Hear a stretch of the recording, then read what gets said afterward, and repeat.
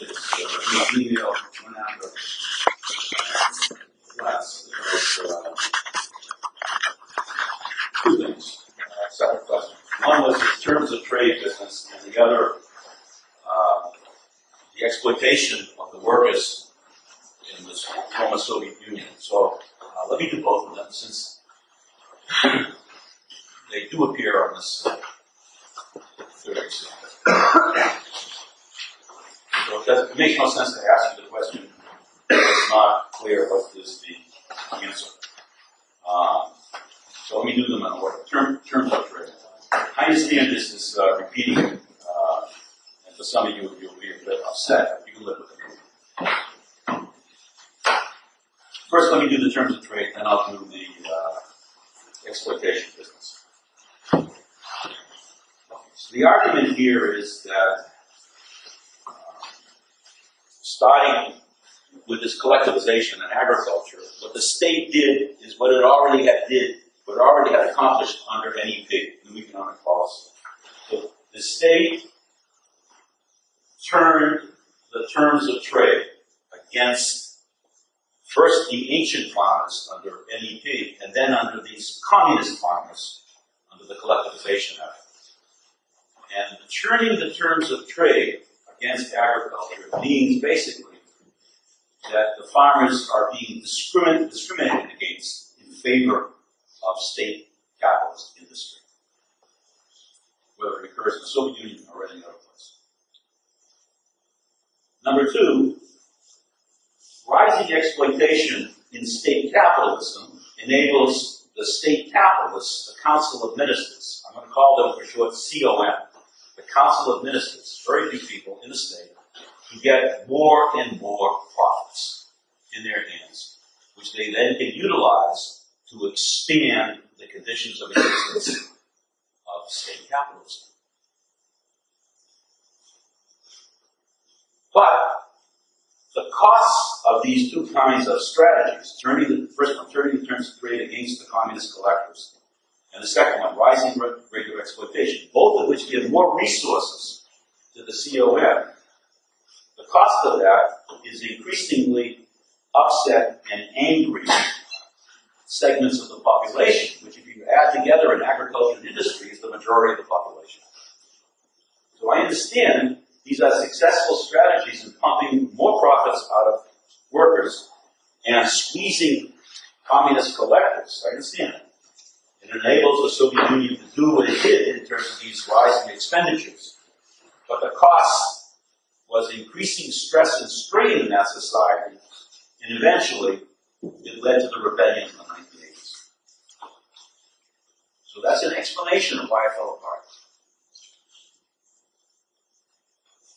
And what we're doing is connecting its fall apart to the class structure in that society.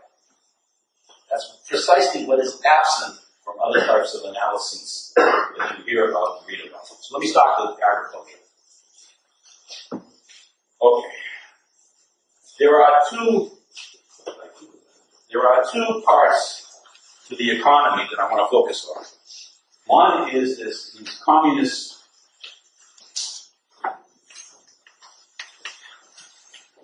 collectives that Stalin establishes in agriculture. And I'm going to focus on grain, which is their most important food supply. The grain out of which they make the rye breads and the wheats and so forth, etc. So the grain market, wheat and rye. Then there is the communist collectives in agriculture. So that's the class structure there. Then there is state capitalist industry. And they're producing, so that's in the cities, state capitalism in industry. And they're producing, cloth. All kinds of manufacturers. So two different class structures in the same society. I'm going to leave aside the ancients that I talked about, the reproduction of the ages. I just want to focus on this. So the society, Marx called a social formation, the formation of two different class structures, communist collectivities and agriculture, state capitalism, and industry. Why communism? For the 12th time, but again, since your exam next week. Because the workers, the farmers who produce the surplus of grain, they also appropriate and distribute it. Why state capitalism? Because the CON, the Council of Ministers, they get the profits that the workers produce. Okay, so we have these equations. C communism plus B communism plus surplus communism. And that's equal to the total value of grain.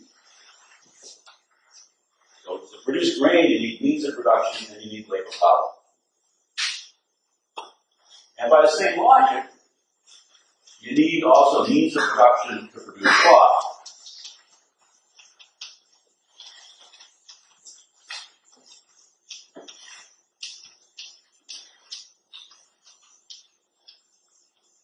State capitalism. So you got two different kinds of commodities here. You obviously got grain and cloth, but the two commodities have different class structures associated with them. And this theory enables you to see that. You've got communist grain and state capitalist cloth. Okay. Suppose it takes 4 hours to produce the means of production here, the tractors, the fertilizers, 2 hours of wages, 2 hours of surplus that the communist workers get as a collectivity. So the total value is 8. And I'm going to make life easier, that's all it is, for simplicity, I'll assume that 1 hour is the same as 1 ruble. So an hour is the same as a ruble. It doesn't have to be, just to make life easy. So the 4 hours means that I can say the same thing in a different way.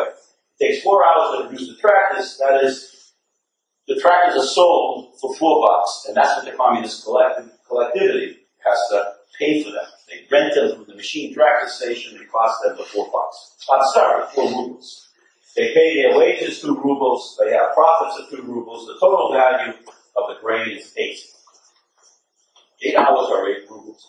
By the same logic here, this one gets mixed up. Say this is 2.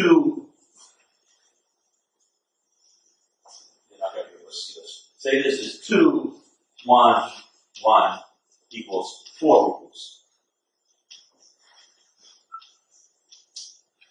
But by the same logic, the machines to produce cloth, manufactured goods, cost 2 hours to produce all that, or it costs 2 rubles, 1 ruble for wages, 1 ruble for profits that the CON receives, and the total value of the cloth is 4. Okay, so these 2 different products.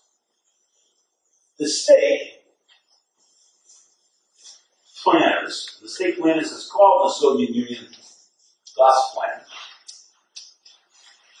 That's the label given to that. Okay. The planners, which occupy a subsumed class position, they get a cut of the surplus for doing a variety of things, which is planning the economy, including what I'm going to put on the blackboard now.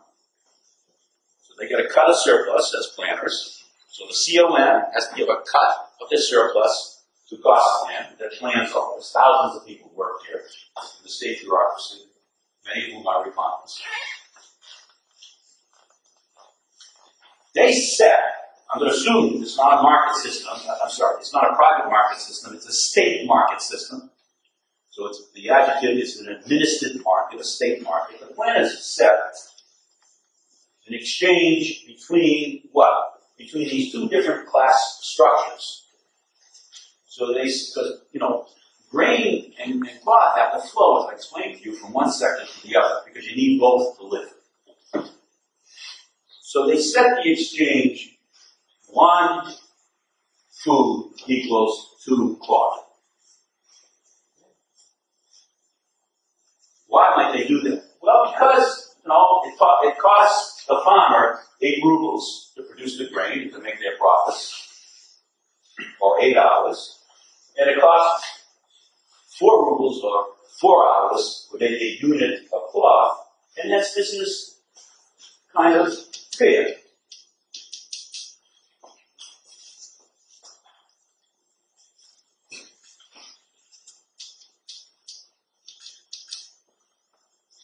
So the farmer produces the grain, comes to the market, and sells the grain for 8 rubles, set by the planters, customer. And the farmers get their 8 rubles, and they buy 2 shirts. Okay? They sell for 8, and then they take the rubles they receive, they go out and buy 2 shirts. And that's physics.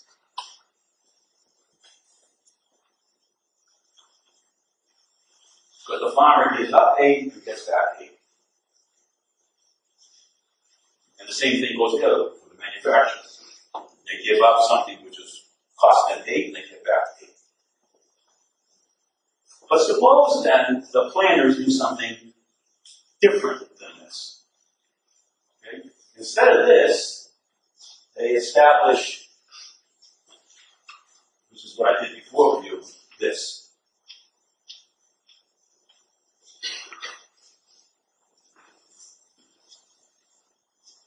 Now, with this new terms of trade, right, these are the terms of trade.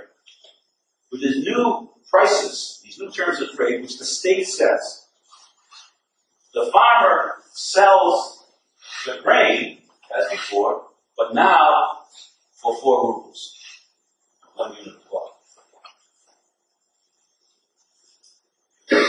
So the farmer absorbed a cost of 8 rubles. That has not changed. It still costs 8 rubles to produce this unit of grain. But the farmer can only sell it for 1 unit of cloth worth 4 rubles. So it costs more than what you're getting in return. You might say, that is ridiculous. That's right.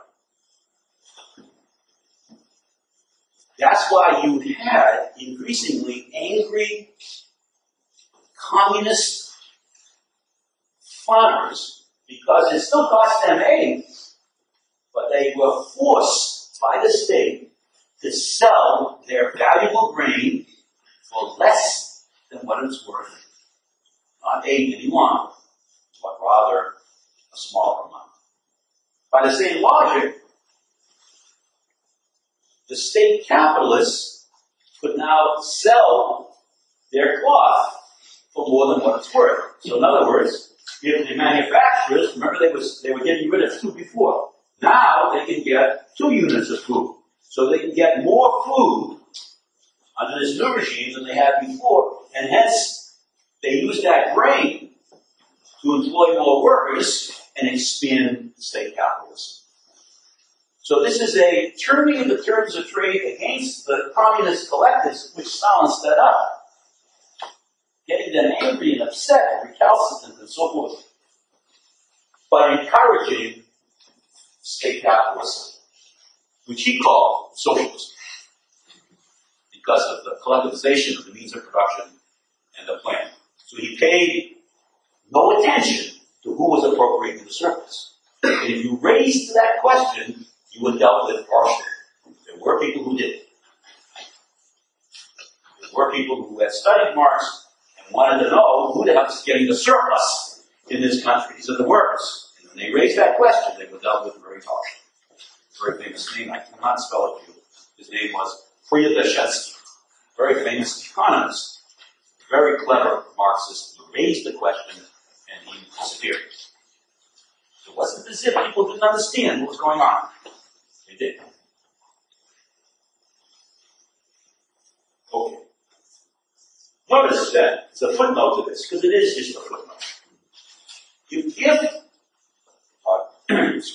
If the state also starts producing in here, if the state also produces more and more, not just cloth, but means of production for communist agriculture, tractors, if the, which they did, I told you, it was going up by 30% per year. So if the state is producing more and more capital goods, tractors, and fertilizers and so forth for agriculture, and they are making those communist collectivities rent those tractors, and putting those tractors are put into place, that will raise the productivity in agriculture, which means it takes less and less social time to produce the grains. So over time, it's quite possible that the unit value of grain falls because of the introduction of tractors. So even though you're setting this exchange, the cost to the farmers may be falling because of these tractors.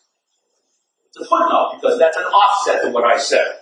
It may have been that the farmers were less angry than what I said, because the introduction of tractors allowed them to reduce the costs of producing the grain, and hence turning the terms of trade was less biting.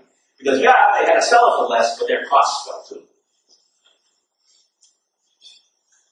So one has to take that into account. Of course, you come back and you say, okay, but they had to take more and more of their surplus and give it to the machine tractor stations or rent the very tractor, which produced this reduction in cost. That's true as well. Questions on this one? That's what I want to do in terms of trade. And this squeezing of the resources out of agriculture continued through the 30s, the 40s, the 50s, the 60s, the 70s, the 80s. So for a long period of time, roughly 50 years, you had this systematic turning of the terms of trade against agriculture. And that's one of the reasons that Stalin was forced to reintroduce the ancient, as I explained to you, into agriculture. To deal with this squeezing, because people are really angry and upset. But the very introduction of the ancient created that new contradiction, which is people's incentives, their emotional energy was all directed to the ancient rather than to this squeezed communist collectivism. So the communism didn't fail because of a lack of organization or production. It was very, very successful. They continued to produce more and more grain. It failed because the state made life so, economic life, not social, but made economic life so difficult for it by A, turning the terms of trade, and B, increasingly raising the rents on the use of these tractors. Anything on this? It's a fairly famous story about the Soviet Union, although it's not quite done in class analytical terms as I've done it here. Okay, the second part of the thing that I want to come back to that I was asked about.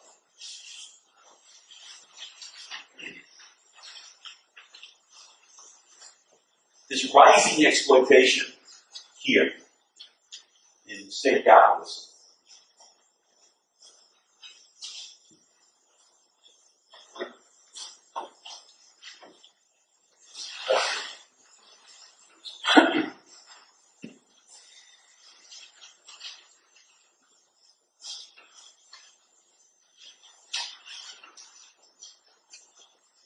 The Soviet worker goes to work in industry.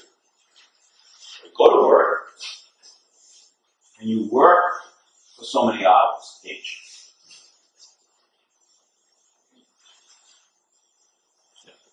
What does the Council of Ministers get?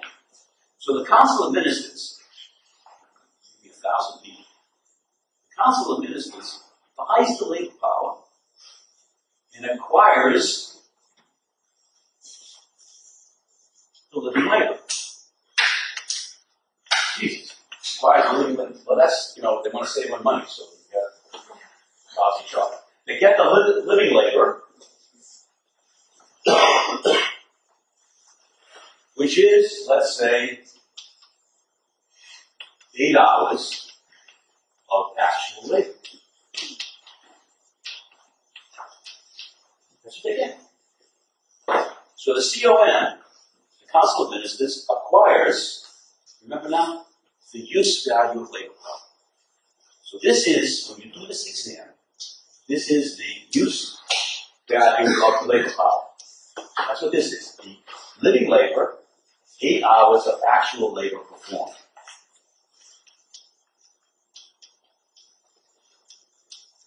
That's what the CMO does. Whether it be iron, steel, shirts, trucks, that's what you get.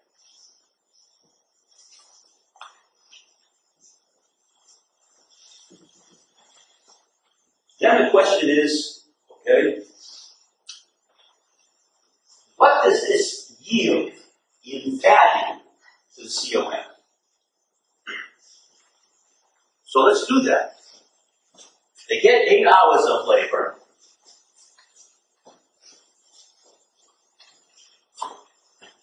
You get 8 hours, that's H, use value of labor power, 8 hours, and it yields something.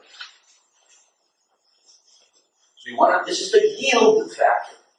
So suppose it yields 100 rubles over the 8 hours. So what the COM gets then is $100, 100 rubles. So that's what this yields.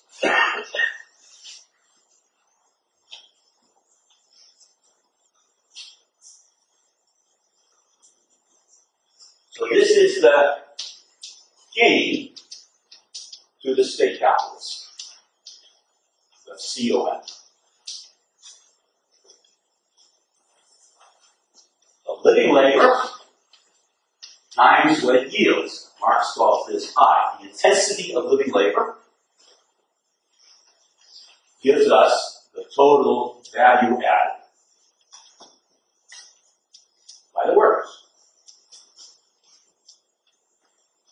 by the industrial workers.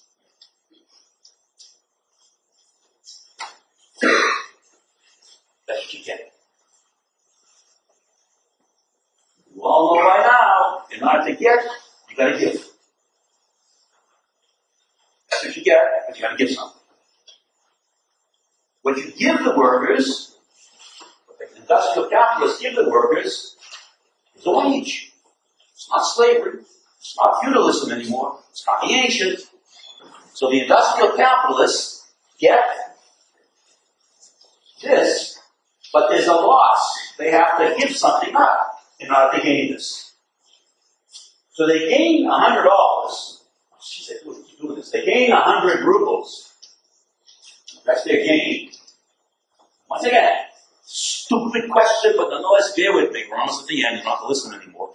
They gain it by buying labor power and getting its use value. But they got to give something up, which is the exchange value of that labor power. The loss here is the value of labor power. But you're going to give that to the workers. They're not serfs. They're not slaves. They're not agents. They're wage laborers. So the COM has to give them a wage. If you give them a wage of $80, 80 rubles, you have 20 of surplus value, which goes to the people who got the value added, the COM, not the workers.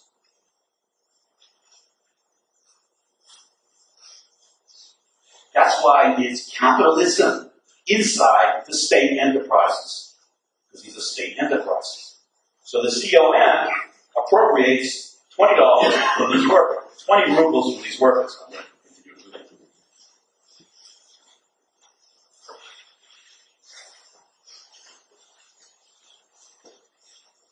By the way, who produced the 100? The workers. The workers. They produced how much? 100. What do they get? 80. So here's your exploitation. The workers produce 100 in production in the factories. The workers get paid a value of labor power in the labor market. A plant market, in plant. It's all plant, labor market. It needs an action. So Don't remember that. This is what the CO manifests in production. This is what they have to give up to get that in production. They give it up in the planned labor market. They set the wage. The Goss plan sets the wage. See, when it instructs Goss plan the wage they're going to set, $20 of surplus hence goes to the Council of Ministers. Questions on this? I'm not done. So we have exploitation in industry. We have no private exploitation on agriculture, but we do have it in industry.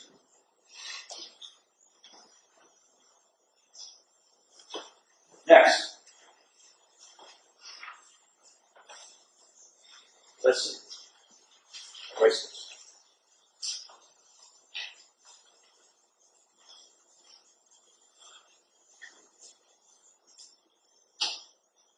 The value of labor power of the Soviet worker is equal to two things.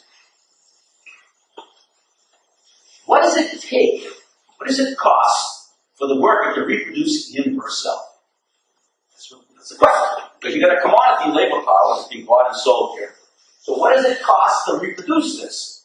Well, it costs the wage goods that you have to buy to reproduce this. So the cost of coming to work, how do you reproduce your labor power so you can go to work the next day? You've got to consume something. If you consume zero, you die very soon. So you have to consume to reproduce your labor power. I understand, I want to reduce that. There's love, there's sex, there's all those things which are interesting. Spiritual aspects. You don't live just by consumption alone. But I'm just focusing on consumption. So to reproduce your labor power, you purchase consumer goods. And what the Soviet Council of Ministers continually did, starting in the 1930s, was to squeeze this. In the 1930s, Stalin actually intervened and reduced that wage, the real wage.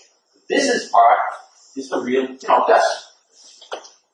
that's what the bundle of means of production, you have the number of shirts, the housing, blah, blah, blah, the actual amount you're consuming. And so, they ended not after the 30s, but during the 90s, for 10 years, after World War II, then also during the war, because they had no choice. Through the 30s and 40s, the real wage gets constrained. The workers are still producing their 100, but you look at the blackboard. This is becoming a smaller number.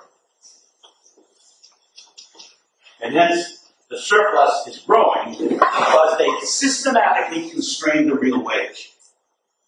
Would you be angry? You're a nice guy. He's been sitting there smiling through the entire semester. Nice guy. He would get angry.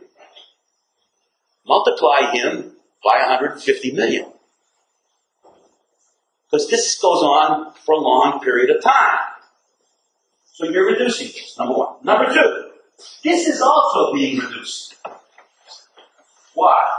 Because there's a systematic increase in the productivity of labor.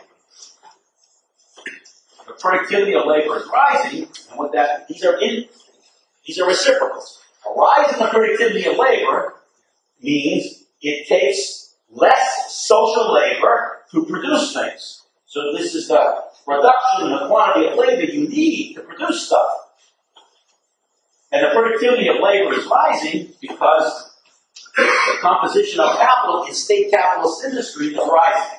So what the Soviets do is take that enormous surplus and they take increasingly portions of it and develop heavy industry, capital goods. Increasing the composition of capital, raising the productivity of labor throughout the entire economy, which pushes down the unit value of everything. But the workers don't get the benefit. They might have, like in the United States. This too happened in the States. The difference is in the States, the real wage goes up over 100 years. In the Soviets, in the 30s and 40s, they compressed that wage, they pushed this down, and hence your surplus rise. That's an increase in the rate of exploitation. So, In state capitalism, you had you can see it from the blackboard. It went from 20 to 25. So the surplus over the V rises because this is falling. That's what I just did. It's no longer it used to be 80. It's now 75. Yeah. Just a question. What's in the numerator under consume there? This one? Yeah. What's it? Okay. So you want to memorize it. It's the exchange value of all the goods. It's the C plus B plus S. C. Okay. Yeah, you got it.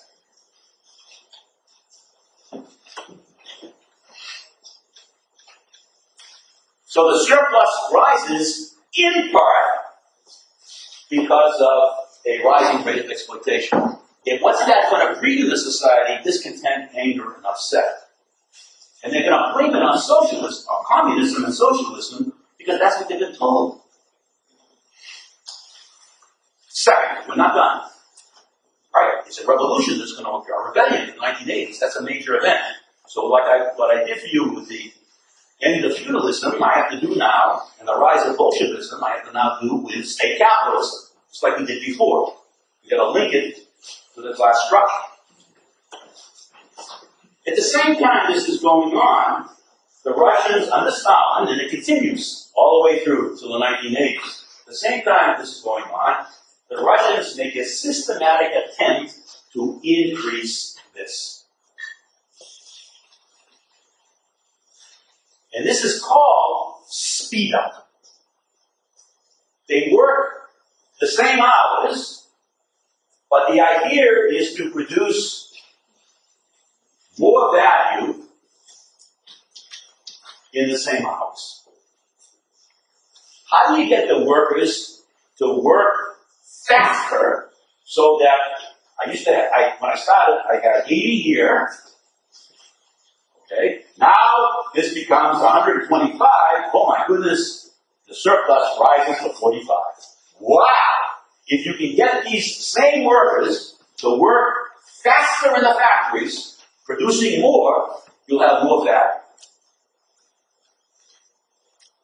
And this is captured in the literature and the movies. So what happens here is that Stalin takes some workers and he makes a movies of them.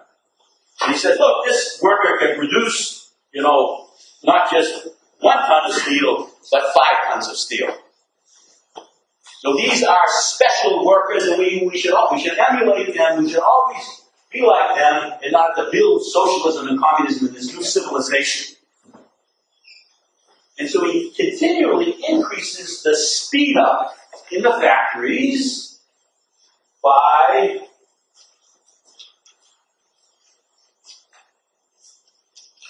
cutting wages.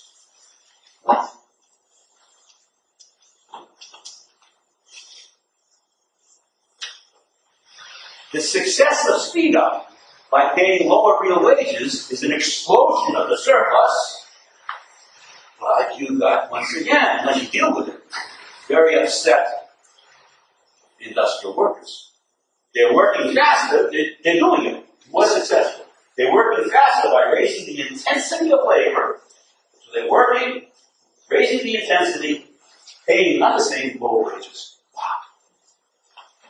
Third, you're not done. You also push the workers to work 9 hours. You push them to work a longer workday. You're looking at me with strange looks, as if this is impossible. That's correct. The possibility, what is feasible, is socially contrived. So what you think impossible, that's what they did. So they lengthened the workday to 9 hours, 10 hours. At the same time, they raised their intensity. Well, the surplus just exploded. They cut the wage. Well, my goodness gracious, 60. It explodes.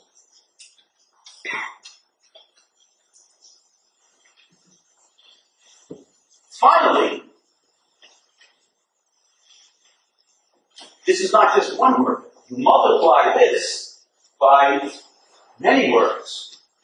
The number of workers expands. So you multiply this surplus by many, many workers, and so the total surplus expands because it's not just one.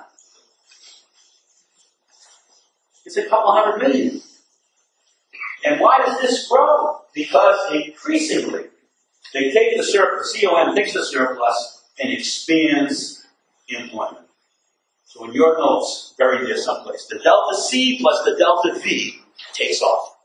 Capital accumulation just takes off starting in the 30s, all the way up into the 80s. They employ more and more workers at working longer hours at higher intensity for less pay. You understand how a third-rate industrial country under the Tsars becomes a major threat to the United States in the 1950s. That's what we're trying to explain.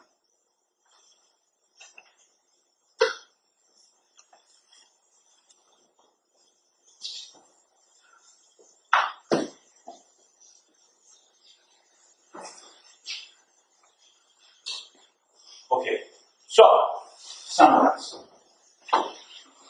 You've got workers, working hours. So you've got the number of workers in state, this is all in state capitalism. Workers working these hours with a certain yield, and that gives us the value added in state capitalism. That gives us the V plus the profits. The value added by workers in industry, manufacturing. So there was a systematic attempt to increase this, employ more workers.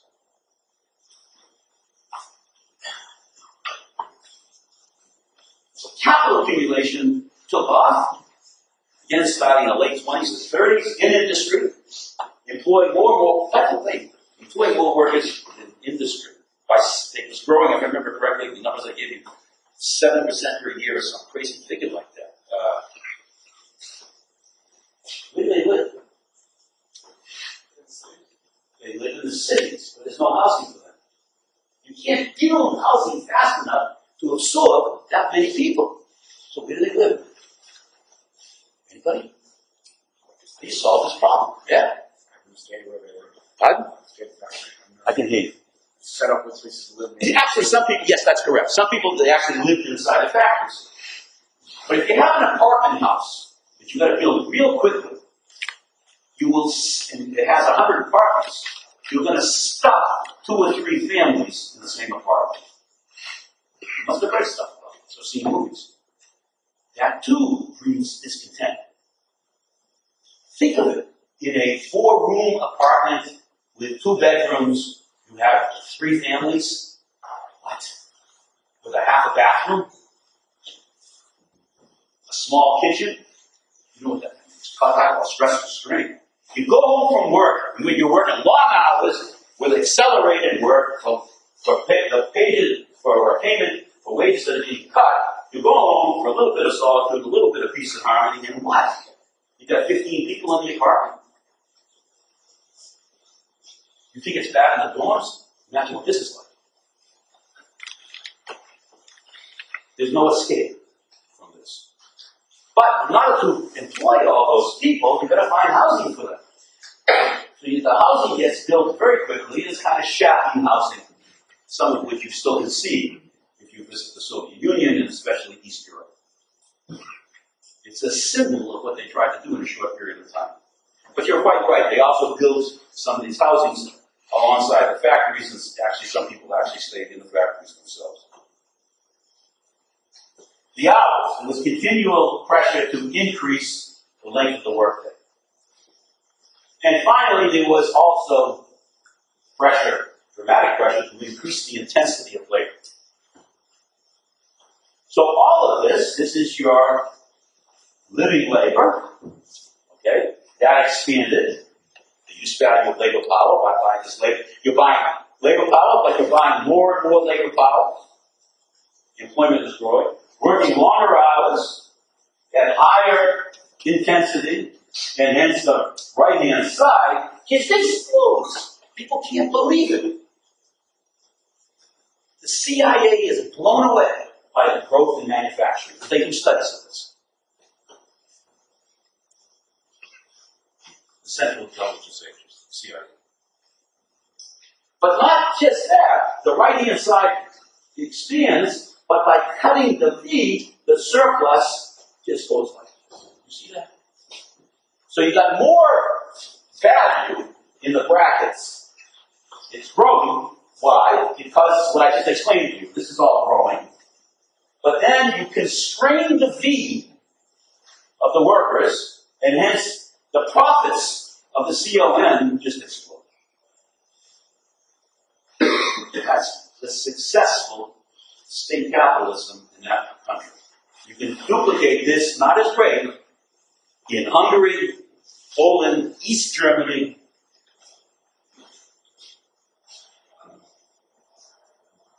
across the Eastern Bloc. So,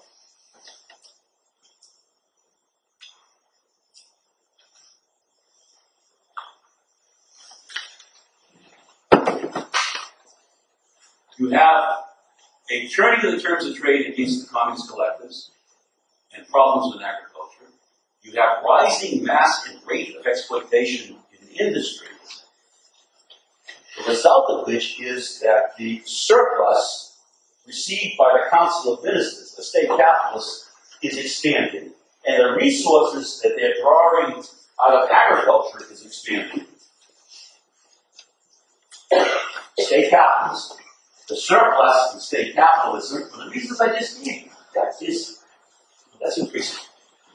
Plus, the terms of trade against agriculture and these rents on these tractors, that's increasing. That's the squeezing. So here's your squeezing of agriculture. Squeezing of communist collectives. This is rising class exploitation on the part of the workers. Rising class exploitation in industry. Squeezing of communist collectives.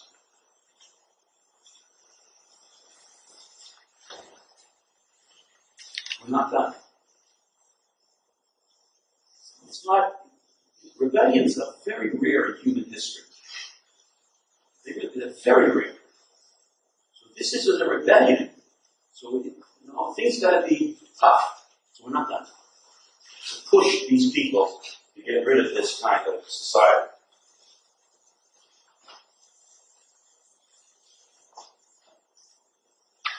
Because the Council of Ministers took their rising surplus and they took their terms and their squeezing of agriculture, because they took that and they were able to expand the capital accumulation, expand to a state bureaucracy, expand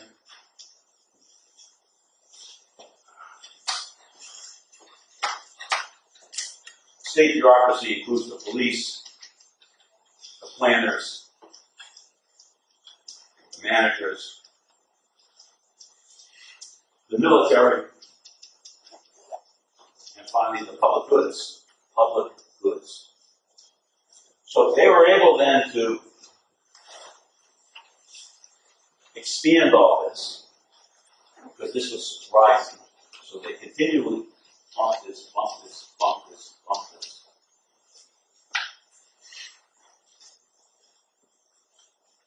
In their capital accumulation, they continually took more and more of this growing resources and expanded heavy industry and the technology associated with heavy industry. In other words, they poured resources into the means of production industries, iron, steel, machinery, and so forth, rather than consumer goods. There's two choices. You can produce consumer goods, you can produce capital goods. They decided they would produce, CON would produce more and more capital goods rather than consumer goods. Why? I don't ask you the question, because, you know, I think you just don't know, make you feel silly. We answered the question in this class. So you're at the end of the course.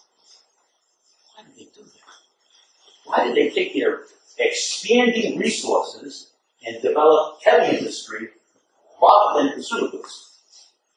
Few radios, not too many cars, not too many TV sets. Why? I'm not successful, yeah? Because it helps them expand even further. Helps them expand even further. Why?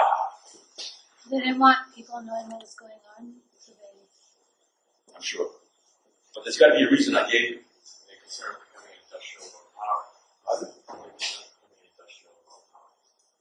Okay, so it's got to be connected to something you've done. The need to compete with It's got to be connected to something you've done.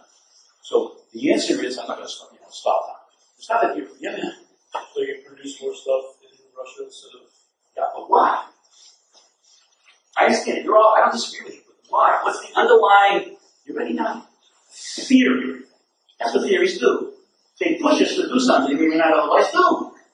They make us see something which we don't see. You know, not in this class, but in other classes, I try to explain to people that this electron is made up of particles. How the hell do I know that? Because you don't see them if you look here. That's modern physics. So it gets us to see something which you don't see. Did you ever have a cup of coffee with love? It's a stupid question. So all the discourses on love persuade us that something is going on in our lives which we can't have a cup of coffee with. Love. So what is propelling them to develop? Here's a hint. The forces of production. That is your first exam. That's why I asked you. Really. Besides, I want you to know what Engels had to say. That thing you read, every single person who was in the state bureaucracy, the managers, classmen, they all read and they all got an A. Because the option, if you didn't get an A, you would go far away where it's very cold. Siberia is not a welcoming place. So they had no choice. And they hated it because they had no choice. In that thing you read, the way to develop socialism, after you have collectivized the means of production and established planning, so you've radically altered the relations of production and got rid of class exploitation, that's the theory. Then you develop the forces of production, and that'll set you on the motion to this communist utopia, the second stage. That's what they believed. That's what Stalin actually wrote about. Actually, some of his most interesting writings is exactly what I just told you. So they adopted what is called now Orthodox Marxism, coming from Mr. Engels. And they used it, unfortunately, as a kind of cookbook of how to make a socialist cake, which was to take, that's a bad analogy, but none of this. They took more and more of their resources to develop capital goods. And that's what they did. Year after year after year, because they always expected in the next year they would have the ability to produce a massive amount of consumer goods which they could distribute on the basis of need, and the state would give away.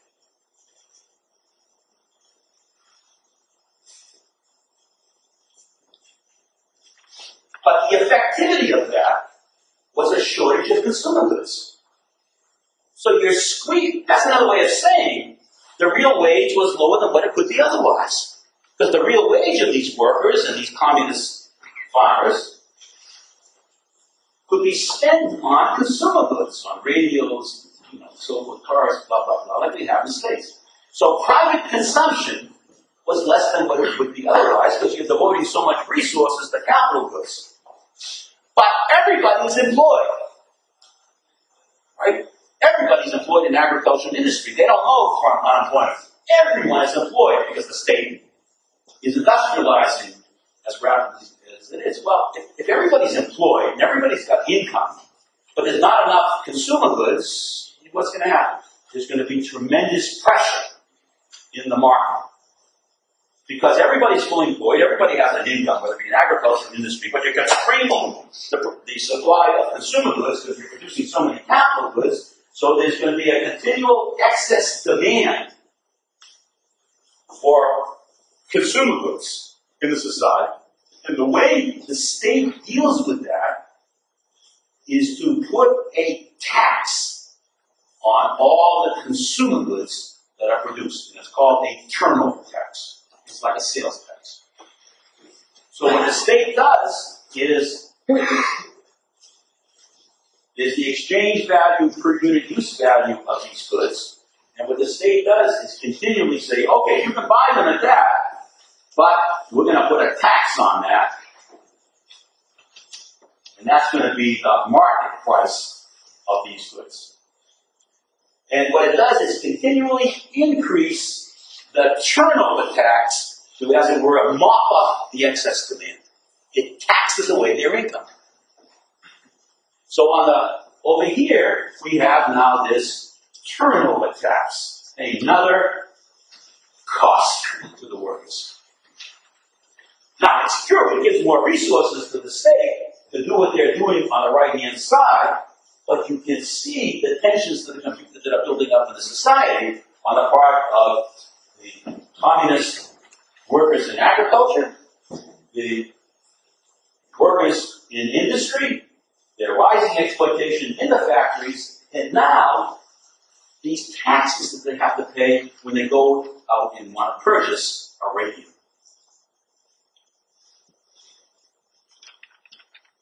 The higher taxes that they have to pay when they want to go out and purchase a pair of dungarees.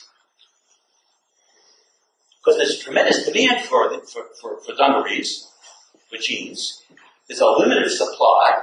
By the way, why is there an increased demand for jeans? Because the young people your age, they see everybody in the West wearing this stuff. And so there's a tremendous demand, but they're not producing enough jeans. And so what they do is put a higher and higher tax on the jeans, and that encourages what, you suppose? Because everybody wants the jeans. Black market? Absolutely. It encourages an illegal market in jeans. Not just in jeans. You can multiply this by all kinds of consumer goods.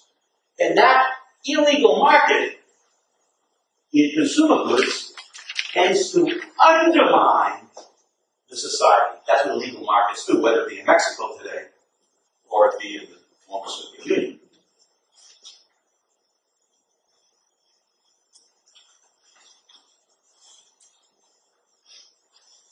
So, this is a kind of ruthless capitalism that they call socialism, a kind of ruthless capitalism that produced in Soviet society tensions, discontent, alienation from what? Socialism? Because that's what it was called.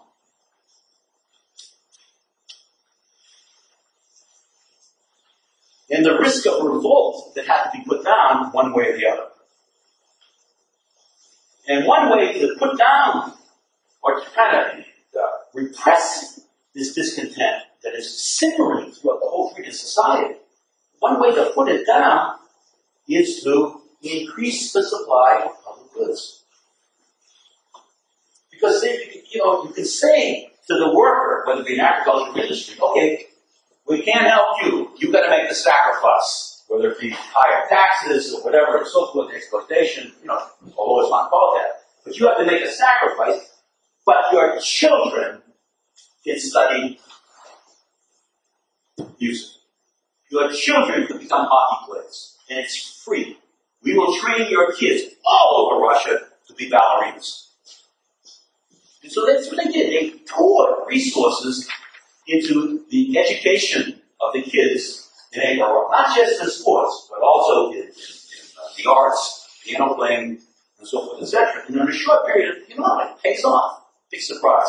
In a short period of time, people who could not play basketball, even though they're very tall, as I told you, they win the Olympics. They beat the Americans at their own game. And people, how did that happen? People used to ask me, how did that happen? Because of what I just described to you.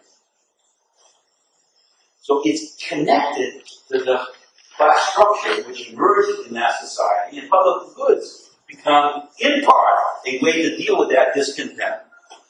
But also, it's part of the socialist ideology. Socialism, in Orthodox Marxism, you deliver public goods. That's got nothing to do with what Marx had in mind.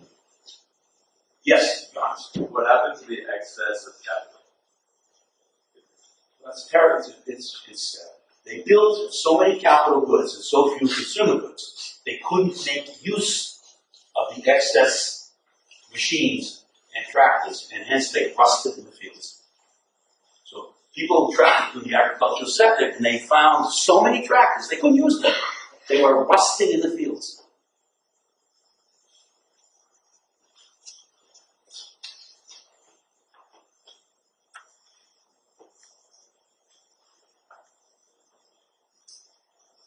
Second, yeah, Were they able to rectify any of these imbalances through yes, foreign public trade? goods. No, through like foreign trade? Yes, foreign trade. There's a tremendous, just before the overthrow of the Soviets, okay? So there's a shortage of consumer goods and so forth, etc. So the first thing is,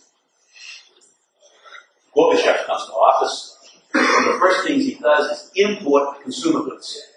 He imports billions of rubles of pantyhose, for things. They weren't producing it. There was a demand for it during those days. They didn't have it. They were using nylon, plastic. So, but he's no dummy. He understood the problem, and so they began to import consumer goods. But it wasn't enough, it was too late. Too little, too late. But yes, they tried. They tried in terms of the public goods, eventually trying to produce more consumer goods rather than capital goods. It wasn't as if they tried, you ready now, reforms. So after Stalin died, killed, no one really knows, but after he disappeared from life, then they tried post-Stalin reforms. It's like I explained in the first part of the lecture. Reforms of state capitalism tried to introduce the market structure, tried to import more public goods, produce these pressures to hold together this society that was coming apart at the seams. Okay. So, but it's not just imports and public goods. Okay, I want to pick up the themes that I gave you before. Okay. In part, it's also the state, through the educators, they produced a whole new, I want to pick it up again, ideology, a whole new culture, which is that whole new culture, which is a new theory, which is this problem will only exist in the short run. In the long run, we'll have a lot of consumer goods, that's Engels' message, and we have to sacrifice in the short run to get to the long run, in which we get the second stage of communism. And the Soviet Union is leading the parade to a new civilization of peace and harmony in the world. And it produces that theory and disseminates it throughout the entire educational system. You ask me, does it work? Well, did it work during World War II? I understand you were not alive, nor was I, but you've seen the movies. Did it work? Of course it worked. Otherwise, you and I may not be here today. So people get persuaded by this stuff, by theories, like I just want to do that with you. And so part of the surplus is used to produce a new theory, which helps to sustain individuals and deflects their discontent. We have that in the United States too, today. We just have a different form of it over here. Okay. So it's not just public goods, it's not just imports, it's a whole new culture which emerges, which gives pride to the Soviet workers and the Soviet. They're producing something new and wonderful, which is a new civilization which will bring peace to the world, if not for the capitalists. And ultimately, we'll have a society of plenty by developing the forces of production, and we can distribute on the basis of need. And people, everyone, comes to believe that. Stalin is both hated for what he's doing in the left-hand side, and he's loved for what he's doing in the right-hand side. It's never either or. So he's both, to this day, loved there and hated there. He's loved because he gave a pride to individuals, which helped to defeat the Germans, the Nazis, helped them to fight the Cold War against the Americans in the West. But in so doing, also people understood in some way what was happening to them in terms of the left-hand side of the equation. That's the tension in that society. Then, of course, we also, as we mentioned, we have over here as well the police, which is another powerful tool to be used when on net the hatred outweighs the love. And so you can discipline people by having them arrested, putting them in the gulag, or whatever. So these are the variety of ways that you try and hold together this society. But eventually, it comes apart. It comes apart because they continually bump the right-hand side, forcing even more from the left-hand side, which bumps the right-hand side, which is, it's an impossibility.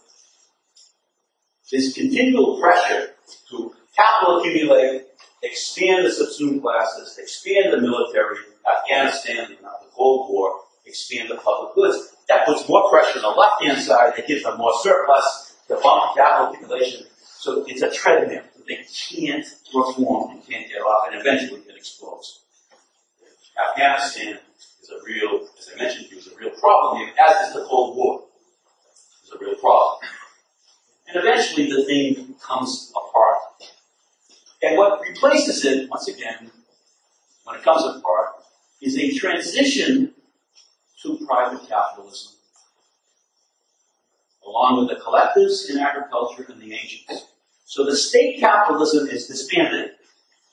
The COM is gotten rid of.